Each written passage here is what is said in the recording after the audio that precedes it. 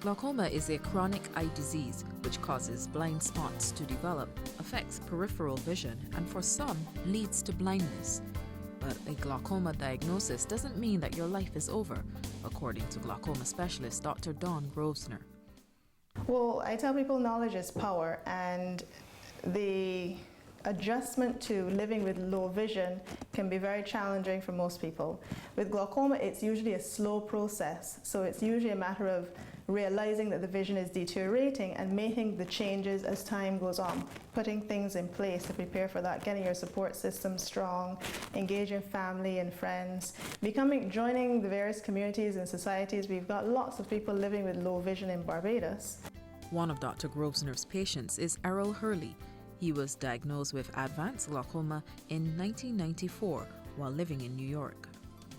I was sitting at home in the apartment in New York, and I realized that my eyes was like cloudy. So I went over to a place called Albee Square Mall, where they tell you eye examination free. I went, I get examined, and the doctor told me, you have a slight touch of glaucoma, nothing to worry about. And I took it for granted because stupid me didn't know what glaucoma is.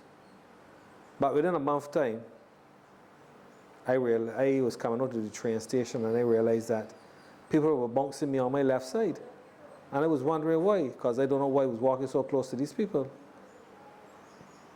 But then, at night, I was watching television and my right eye started to itch me. So when I shut my right eye, I realized there were no vision in the left eye. So the vision had completely gone before I knew. But the vision in the right eye was so good that I didn't realize that the one in the left had gone. So I got up next morning, I went straight to Kings County Hospital.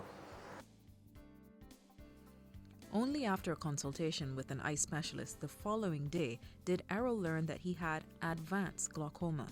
He now has to use eye drops every day to keep the pressure in his eyes down and retain some vision. I'll tell you the truth, when they explained to me what glaucoma was and what was the results, I cried because I could not imagine Errol Hurley, who drive motor car, do everything, do DJ work, playing bands, gonna lost his sight and be able to do these things. When I came back to Barbados, I wasn't walking with a cane. I was still doing things normal, but I only had what they call tunnel vision, where you can only see straight ahead. But they had no peripheral vision, so you couldn't see left or right. So I had to stop driving and everything. And I was listening to the radio, and I heard the Barnard radio program. I called them up and joined the organization. But joining the organization, I get to meet people like Senator Eiffel, Elviston Maloney, and a lady by the name of Linda Brathwaite. These persons are all blind. And by being with them, they showed me that being blind or visually impaired is not the end of your life. Errol admits that he has come a long way. At one time, he was embarrassed to be seen walking with a cane, only making the switch from using an umbrella in 2010. He now mentors others who have lost their sight. Although he is of the opinion that the public's perception of blind and visually impaired persons has improved somewhat, it has not changed to the extent he would like. Because you still hear people saying, why you don't stay home? You say you're blind, why you don't stay home? But then they have other persons that would help you cross the street, would ask you where you want to get,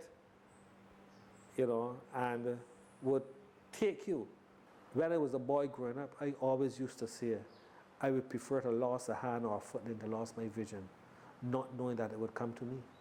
So if you're having difficulty seeing or there's a history of eye disease in your family, get your eyes checked regularly and don't let glaucoma or one of the other eye disorders steal your sight.